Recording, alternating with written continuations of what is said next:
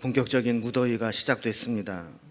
폭염주의보는 폭염경보로 바뀌어 위세를 떨치다가 어제는 폭염특보가 발령되었습니다. 날씨가 점점 더워지고 무더운 날씨가 지속될수록 사람들은 지쳐가기 쉽습니다. 뭘 해도 의욕도 없고 하는 것도 없이 피곤하고 몸도 마음도 가라앉기 쉽습니다. 또한 영적으로도 방심을 하게 되면 자신의 신앙을 지키지 못하고 또 마음을 지키지 못해 실수하는 일들이 많이 생기게 됩니다. 그러나 이 무더위가 또 꼭 나쁜 것만은 아닙니다. 우리나라 구호 중에 여름짓다라는 말이 있습니다. 여러분, 여름짓다 이게 무슨 뜻이냐면 농사짓다의 옛말이라고 합니다. 여름은 여름의 고어적 표현인데 여름이라는 말 자체가 열매가 연다 이런 뜻에서 온 것이기 때문에 이 여름의 그 무더위 가운데 오히려 열매가 열리고 알차게 맺어 나가고 또 식물이 성장하게 되는 역할을 하기도 한다는 거죠. 그래서 이 여름 무더위는 때로 우리를 힘들게 하기도 하지만 또 하나님의 전체적인 경륜 속에서 보면 또 필요하기도 한 것이다 라는 것을 깨닫게 됩니다. 우리가 이 여름을 잘 견뎌내야 될 것 같습니다. 때로는 이열치열로 이겨내기도 하지만 때로는 더위를 피해서 잘 견뎌내는 지혜도 필요합니다. 특별히 우리 교회에도 우리 연세 드신 어르신들은 우리 무더위에 우리 건강 상하지 않도록 지치지 않도록 잘 관리해 주시기를 바라고 또 우리 모든 성도들이 이 더위 가운데서도 우리가 최소한의 경건 훈련은 유지를 해서 영적으로 방심하거나 또 넘어진 일이 없도록 유의해 주시기를 부탁드립니다. 우리가 어떤 일이든지 성공한 사람들을 보면 어떤 특징들이 있는데 그 특징 중에 하나가 뭐냐면 분명한 목표의식을 가지고 있다라는 겁니다. 그리고 그 목표를 향해서 항상 잊지 않고 목표를 인식하고 살아가게 되는 것이죠. 여러분, 고3 수험생이 있는데 말로는 매일 나는 꼭 좋은 대학 갈 거야. 나는 좋은 대학 갈 거야. 이렇게 얘기를 하는데 막상 행하는 것을 보면 매일 게임이나 하고 빈둥거리고 친구 만나러 간다고 나가면 언제 들어올지 모르도록 그냥 지칠 때까지 놀고 이렇게 한다면 말한 대로 될까요? 우리가 어떤 목표를 세우고 어떻게 하겠다라고 결심을 하게 되면 늘 그 목표를 인식하고 목표를 향해 나아가야 됩니다. 그래서 공부를 잘하는 아이들을 보면 놀면서도 내가 얼만큼 놀면 되는지 또 놀다가도 언제쯤 내가 공부하는 자리로 돌아가야 되는지 그리고 놀면서도 오늘 내가 공부해야 될 분량은 내가 하고 있는지 이거를 늘 체크하면서 자신의 세운 목표를 향해 달려가는 것을 보게 됩니다. 그런 의미로 본다면 신앙생활을 잘하는 사람도 우리의 마지막 종착역, 우리의 마지막 목표를 향해 달려가는 것이 필요합니다. 이것을 종말론적 신앙을 가지고 살아간다라고 설명을 하게 되죠. 그래서 우리가 지금 삶의 어떤 과정을 겪고 있든지 간에 우리는 늘 종말을 생각하면서 마지막 때를 생각하면서 그때를 우리가 잘 준비하면서 살아가고 있는지를 점검하는 것이 좋은 신앙을 가지고 있다는 겁니다. 그 종말론적 신앙을 가지고 있는 사람들을 보면 늘 깨어있는 신앙으로 살아갑니다. 느슨하고 나태하기 쉬운 상황에서도 늘 마지막 종말을 생각하며 긴장하고 깨어있게 되는 것이죠. 그런데 우리가 늘 깨어있고 긴장한다는 것이 얼마나 피곤하고 힘든 일인지 모릅니다. 그래서 아이러니하게도 종말론적 신앙을 잘 가지고 있다가 시간이 가면 갈수록 종말이 가까우면 가까울수록 종말론적 신앙을 잃어버리는 사람들이 많아지게 됩니다. 여러분, 시간적으로 본다면 지금이 종말에 더 가깝습니까? 아니면 앞으로 살아가는 날들이 종말에 가깝습니까? 앞으로 살아가는 날들이 가깝죠. 근데 지금까지는 깨어있고 종말을 준비하며 살아가는데 점점 시간이 지나면서 아직까지도 안 오셨네? 심판이 아직 없나? 생각하면서 오히려 종말이 가까워 올수록 영적 긴장이 풀리는 경우가 있다는 겁니다. 그래서 종말론은 임박한 종말론과 연기된 종말론이 있습니다. 이게 뭐냐면 우리가 이제 인식의 차이라는 거죠. 어떨 때는 주님이 막 곧 오실 것 같아요.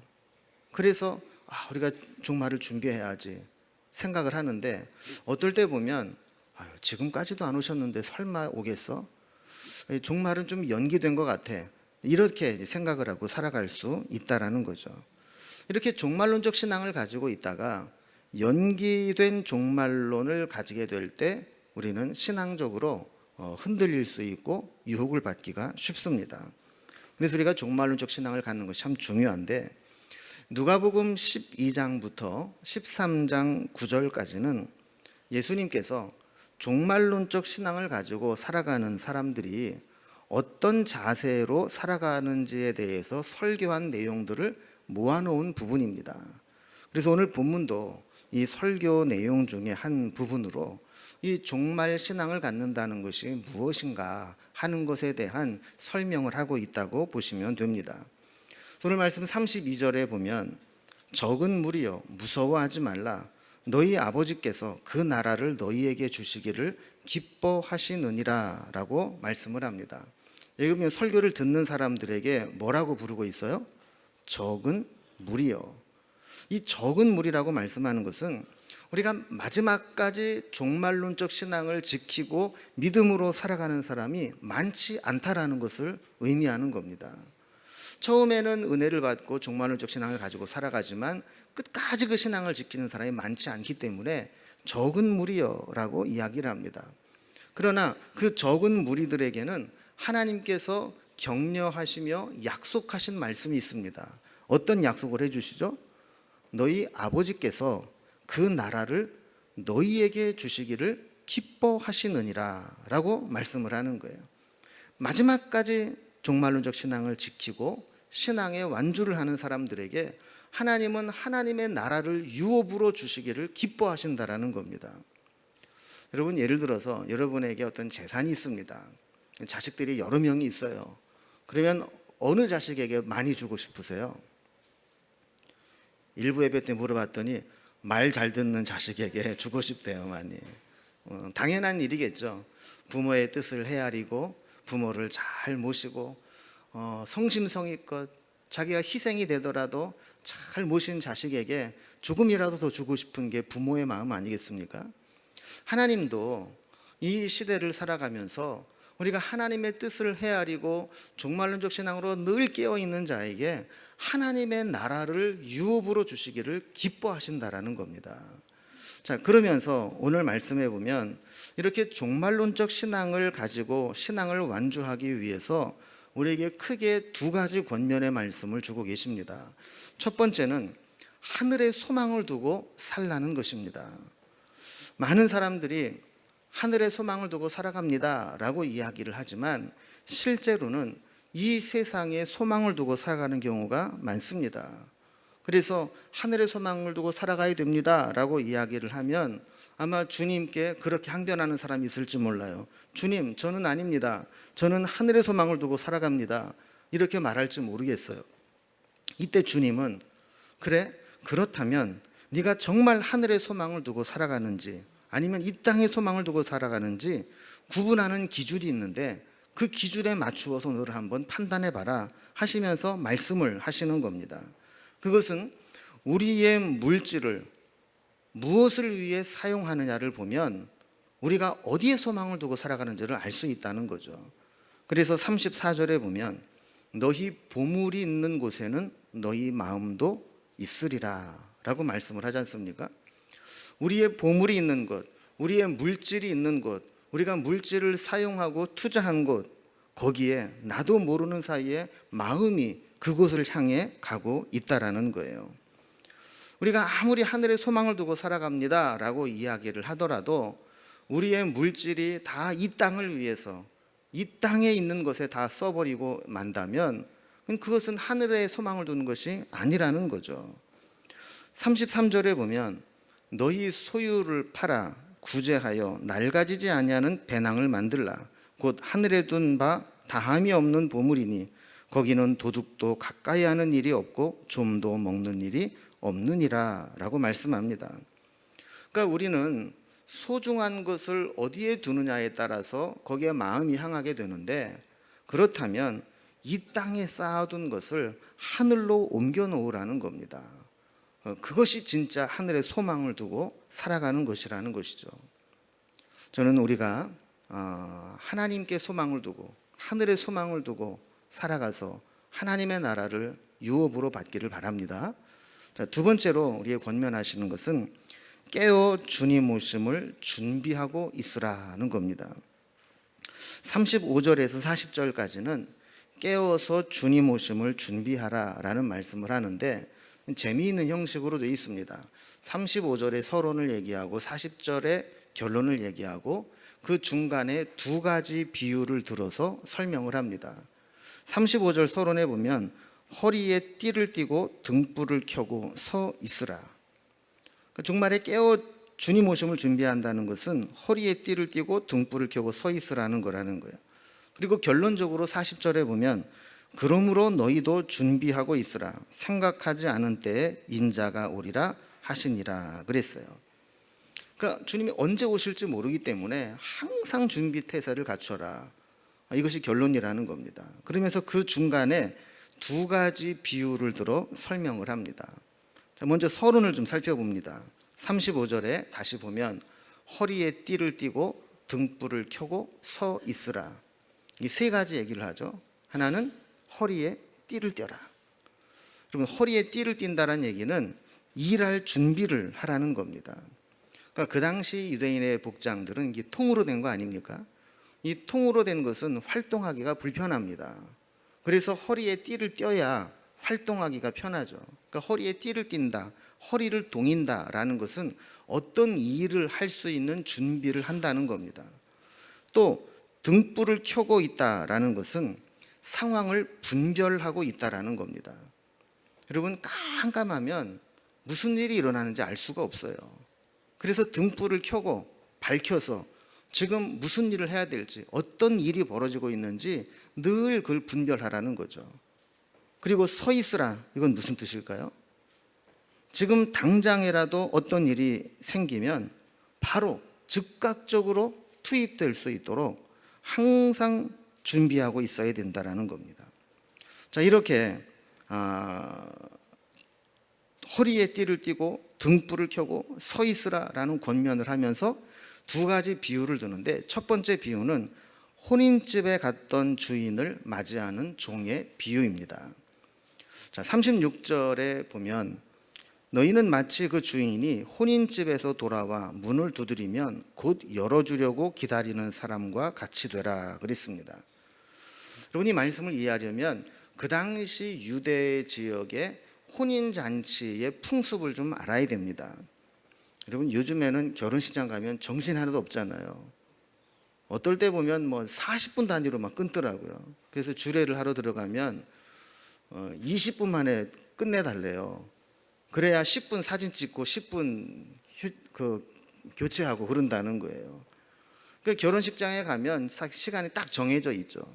근데 유대인들은 보통 결혼식을 하면 동네 전체 잔치를 합니다. 근데 짧으면 닷새, 길면 이래 동안 온 동네 사람들이 혼인 잔치집에 와서 먹고 즐기는 거예요. 시간도 통금도 없어요. 그냥 밤 늦게까지 놀고 싶을 때까지 그냥 온 동네가 잔치를 벌이는 겁니다.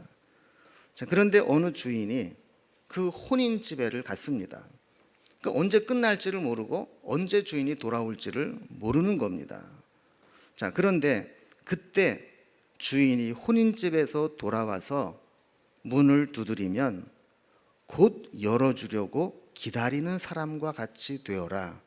이게 깨어 주님의 오심을 준비하는 모습이다라고 설명을 하는 겁니다. 여러분, 주인이 없을 때 어떻게 하느냐가 사실은 그 사람의 진짜 모습이죠. 주인 앞에서야 누구는 잘 못하겠어요. 적어도 잘하는 척을 하겠죠. 그러나 주인이 없을 때 그때 잘하는 것이 진짜고, 그때 주인이 오심을 잘 준비하는 것이 진짜라는 겁니다. 준비하지 않는 것은 실패를 준비하는 것이다 라는 말이 있듯이, 주인이 지금 자리를 비웠다고 해서 주인이 다시 돌아올 것을 준비하지 않는다면 그 사람은 실패를 준비하는 것이고 책망받을 일만 남아있다라는 것입니다. 이렇게 주인이 출타해서 없는 그 시간은 종들의 본질을 드러내게 됩니다.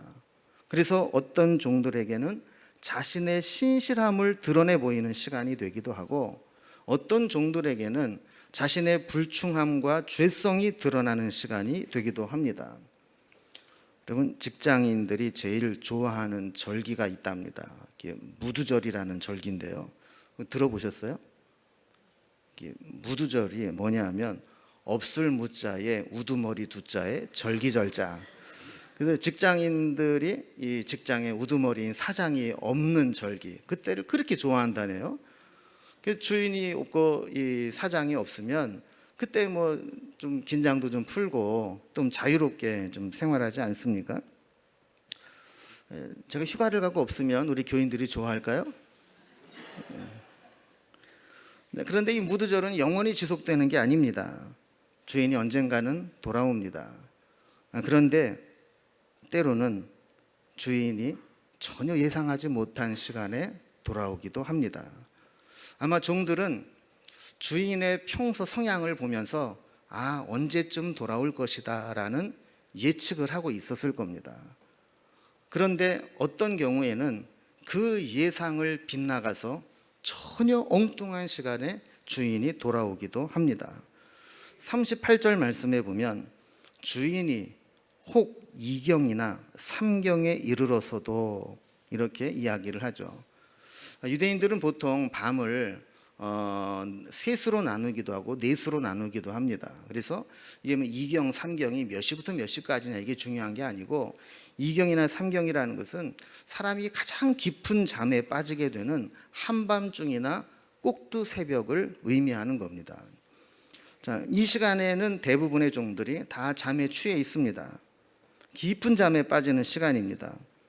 아마 주인도 그 시간에 집에 돌아온다면 누군가가 깨워서 문을 열어주고 나를 맞이할 것이다 라는 큰 기대를 하지 못할 만한 시간입니다. 자, 그런데 주인이 막상 그 시간에 돌아와서 문을 두드렸는데 마치 기다리고 있다는 듯이 예 주인님 하면서 곧바로 허리에 띠를 띠고 등불을 들고 뛰어나와서 문을 열어주는 종이 있다면 주인이 볼 때 그 종이 얼마나 귀하게 여겨지겠느냐는 거예요. 자, 이렇게 주인이 없는 상황 가운데에서도 주인이 돌아오리라 예상한 시간을 깨고 전혀 예기치 못했던 시간에 돌아왔는데도 불구하고 자기를 기다리고 있고 맞이해주는 사람이 있다라고 할 때 주인은 그 종에게 전혀 예상하지 못한 방법으로 보상해주고 대우해주는 것을 보게 됩니다. 37절과 38절에 보면 이런 사람들에게 복이 있으리로다 라고 거듭해서 말씀을 합니다. 우리 신앙도 마찬가지라는 거죠. 주님이 언제 오실지 모르지만 그 오심을 늘 준비하고 깨어 기도하는 사람들에게는 복이 있으리로다 말씀하는 거예요. 여러분, 주님이 작정하고 복을 주시면 그 복은 우리의 상상을 초월합니다. 하나님이 쟤는 내가 은혜를 베풀 만해, 내가 복을 줄 만해 라고 판단하시고 복을 쏟아 부어주시면 그 복과 은혜는 우리가 감당하기 힘든 복이 될 때가 있습니다. 37절 중간에 보면 주인이 띠를 띠고 그 종들을 자리에 앉히고 나와 수종들리라 그랬습니다. 여러분, 이 말씀 우리가 얼핏 보면 종들이 주인을 수종드는구나 이렇게 볼 수 있지만 말씀을 잘 보세요. 누가 누구를 수종든다는 거예요? 주인이 종의 모습으로 띠를 띠고 그 종들을 주인의 자리에 앉히고 그 주인이 나와서 종들을 수종들겠다라는 겁니다. 여러분, 이것은 파격입니다. 일상적인 격을 완전히 깨트려 버리는 겁니다. 그 당시 상황으로는 도저히 있을 수 없는 일입니다. 보통으로는 주인이 그 밤중에 들어왔을 때에도 종들이 허리를 띠고 주인을 수종드는 게 맞지 않습니까?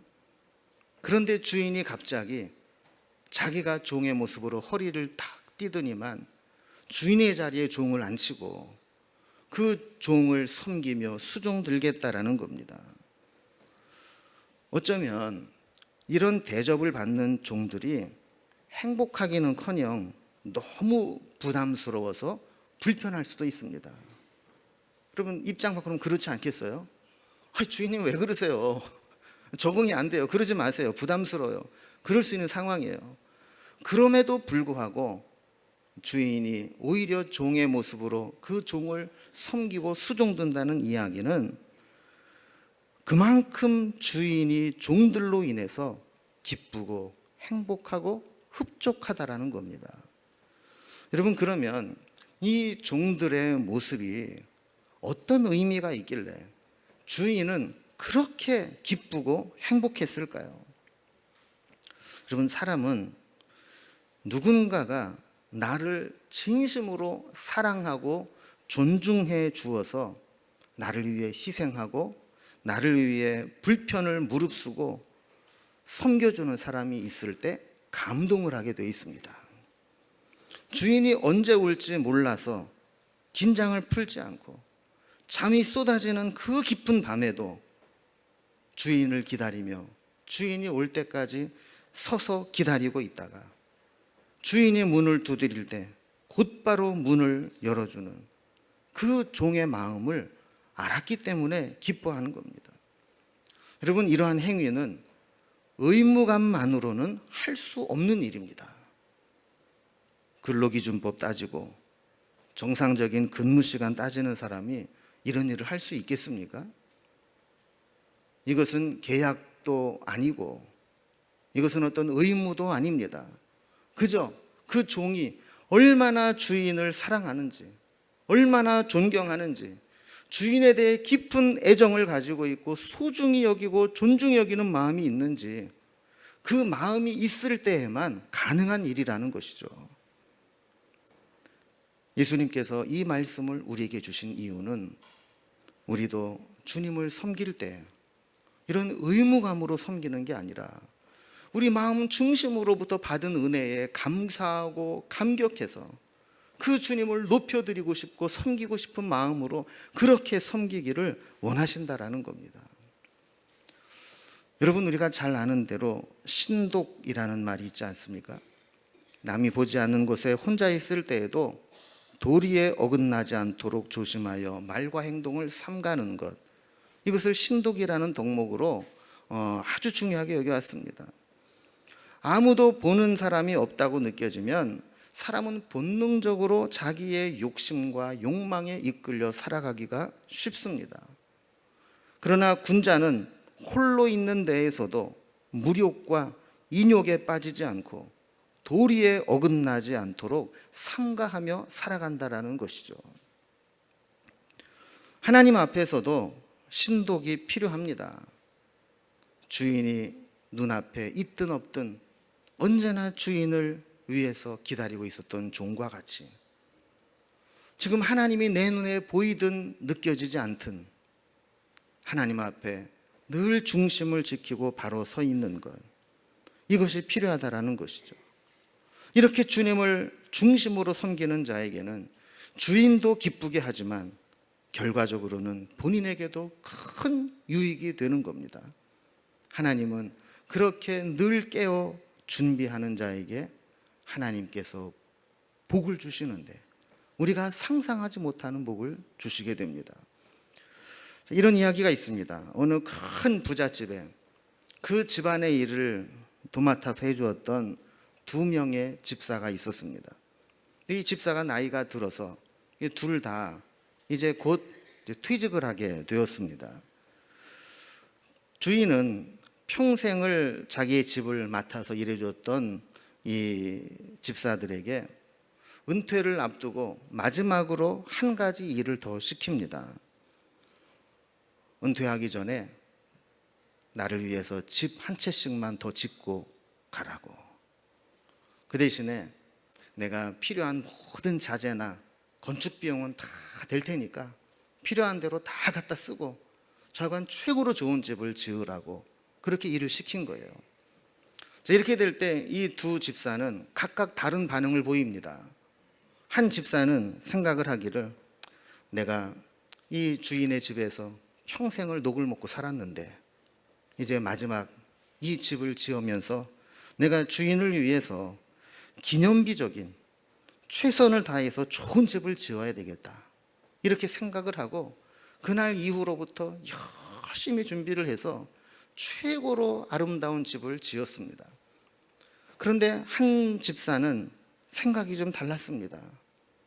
주인의 이야기를 듣자마자 뒤돌아서서 꿍시렁거리기 시작합니다. 아니, 말년휴가는 못 줄 망정 저렇게 끝까지 부려먹냐, 독한 놈, 이러면서 욕을 하는 거예요. 그러면서 내가 그냥 나가도 시원찮은 판에 끝까지 일을 하라고 하니까 내가 다 빼먹을 건 내가 다 빼먹겠다. 그리고 건축 자재를 빼돌리고 건축 비용을 빼돌리면서 유흥비로 다 날려버리고 겉모양만 그럴듯하게 져놓고 속은 다 부실하고 하자가 많게 집을 지어놓은 거예요. 어차피 이제 뭐 퇴직하고 나가면 그만이니까. 드디어 이제 그들이 마지막 결산을 하고 퇴직을 하기에 앞서서 주인과 인사를 하는데 주인이 뜻밖의 이야기를 합니다. 마지막으로 내가 집을 지으라고 부탁을 했는데 그 집은 당신들이 나를 위해서 평생을 수고해 주었기 때문에 마지막 퇴직 선물로 주는 집이요. 그러니까 이제 그 집에서 남은 여생을 편안하게 살았으면 좋겠습니다. 이런 이야기를 하는 거예요. 여러분, 처음 사람, 주인이 해준 것에 대한 감사함으로 최선을 다해 한 사람은 어떤 집에서 살아요? 좋은 집에서 살아요. 그러나 불평 불만하면서 다 빼돌리고 자기만을 위해서 살았던 그 사람은 어떤 집에서 살아요? 평생 집수리만 하면서 살아야 되는 거예요. 여러분, 이 이야기가 우리에게 보여주는 것이 무엇입니까? 우리도 누가 보든 안 보든 우리 마음 중심으로 주님을 섬기고 사랑하는 마음, 그 마음으로 나를 희생하고 깨어 기도하며 준비한다면 하나님께서 우리에게 그 마음을 반드시 갚아주신다는 겁니다. 교인들도 보면은요, 담임 목사가 있을 때하고 없을 때하고 다른 분들이 있더라고요. 휴가를 담임 목사가 가면 예배도 안 나오고 땡땡이 치는 분들이 가끔 있어요. 제가 휴가를 가면 이렇게 요 화면을 사진으로 탁 찍어서 보내라고 제가 얘기를 하고 갈 거예요. 그래서 제가 휴가에 가서도 예배에 누가 오셨나 안 오셨나 이렇게 보면서 아, 이분이 평소에 오시는 분들 안 왔네 그러면 제가 대놓고 얘기는 안 하지만 속으로는 뭐라고 그럴지도 모르죠.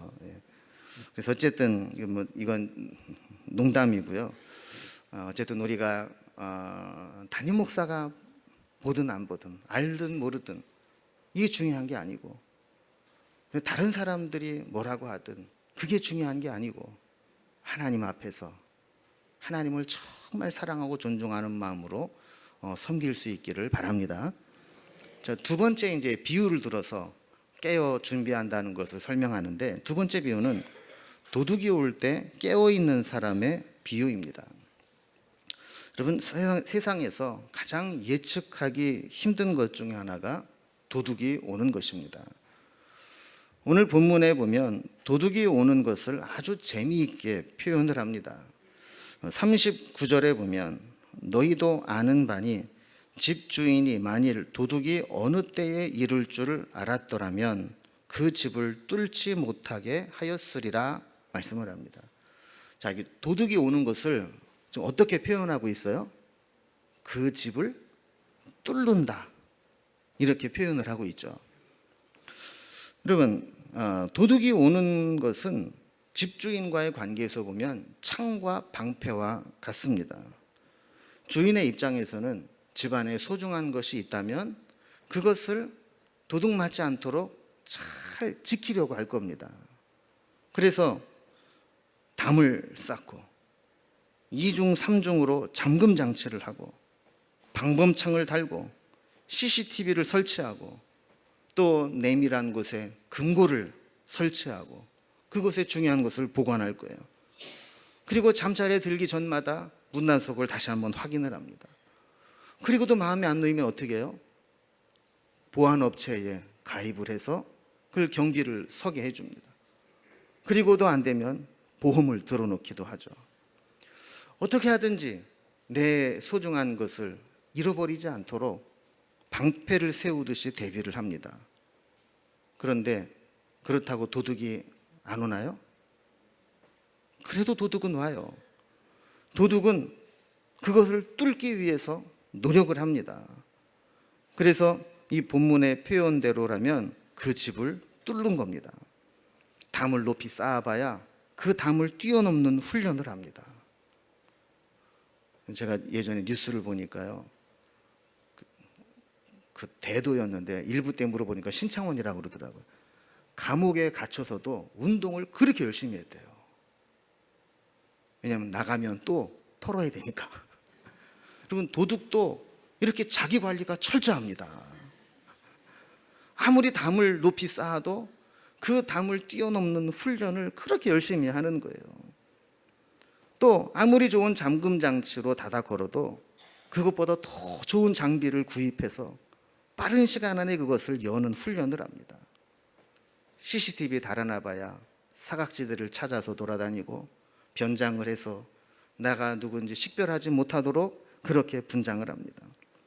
보안업체에게 들킨다 할지라도 출동하기 전까지 시간을 정해서 그 시간 안에 모든 일을 끝내고 나오려고 고도의 훈련을 합니다.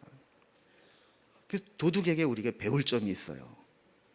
자기 전공 분야에 이렇게 열심히 한다는 거예요. 어떻게 보면 창과 방패와 같은 거죠. 빼앗기지 않으려는 사람은 여러 가지 디펜스를 하면서 이것을 막아내려고 하고, 도둑은 그것을 뚫고 소중한 것을 훔쳐가려고 하고. 여러분, 도둑은 어디에 있든지 돈 되는 게 있다라고 생각을 하면 수단과 방법을 가리지 않고 그 집을 뚫고 들어와서 훔쳐가려고 합니다. 도둑을 막는 가장 중요한 것은 다른 여러 가지 장비를 사용하는 것이 아니라 깨어 있는 겁니다. 주인이 깨어 있고 도둑이 들어오는 것을 식별할 수만 있다면 도둑은 쉽게 들어오지 못합니다. 그러나 아무리 좋은 장비로 준비를 하고 있다 할지라도 주인이 깊은 잠에 빠져버리면 방법이 없는 겁니다. 여러분, 영적으로도 마찬가지입니다. 하나님께서는 우리 안에 소중한 하나님의 은혜를 보관하고 계십니다. 하나님의 말씀을 우리에게 주셨고, 하나님이 주시는 평안을 우리에게 주셨고, 하나님이 우리에게 주신 비전을 우리 안에 보관하고 계십니다. 그런데 악한 영은 어떻게 하든지 우리의 마음을 뚫고 들어와서 하나님이 주신 은혜와 말씀과 평안과 비전을 훔쳐가고 빼앗아 가려고 한다라는 겁니다. 이것을 빼앗기지 않으려면 깨어서 주님 오심을 대비하고 준비하는 것밖에는 없다라는 것이죠. 그래서 40절에 보면 결론적으로 이렇게 말씀합니다. 그러므로 너희도 준비하고 있으라. 생각하지 않은 때에 인자가 오리라 하시니라. 도둑이 우리가 예상하지 못했던 시간에 우리의 방어망을 뚫고 들어와서 소중한 것을 빼앗아 가듯이 우리의 악한 영들도 우리의 소중한 것들을 빼앗기 위해서 우리에게 다가올 수 있기 때문에 항상 준비하고 주님을 기다려야 된다라는 겁니다. 여러분, 우리가 잘 지키고 있다가 깜빡해서 한순간에 방심할 때 주님이 오신다면 얼마나 억울하겠어요.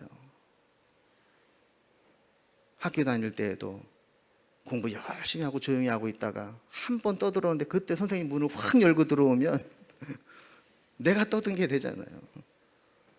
우리의 신앙도 마찬가지입니다. 지금까지 깨어 주님 오심을 준비하고 있었다면 마지막까지 그 신앙을 지키며 살아가야 합니다. 한 가지만 더 말씀을 드립니다. 깨어있다라고 하는 것은 단순히 잠을 안 자고 있는 것만을 의미하는 게 아닙니다. 깨어서 무엇을 하느냐, 누구를 위해 깨어있느냐가 중요한 것이죠. 많은 사람들이 깨어있지만 나를 위해 깨어있는 경우가 있습니다. 내 욕심을 채우기 위해, 내 욕망을 채우기 위해, 나의 유익을 위해 깨어있는 사람은 주님께 칭찬을 받지 못합니다. 그러나 주님을 위해서, 하나님의 나라를 위해서, 하나님의 뜻을 위해서 깨어있는 사람, 그 사람이 하나님께 칭찬을 받게 됩니다. 신앙의 기본은 영적으로 깨어있는 것입니다. 깨어있지 못하면 생물학적으로는 살아있는 것이지만 의미적으로는 죽은 것과 다를 바가 없습니다. 아무것도 할 수 없고 아무것도 알지 못하는데 그 살아있는 게 무슨 의미가 있겠어요?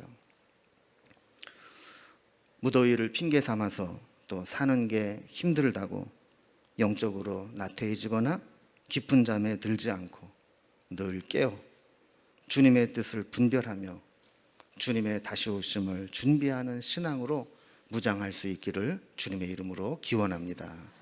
기도하겠습니다.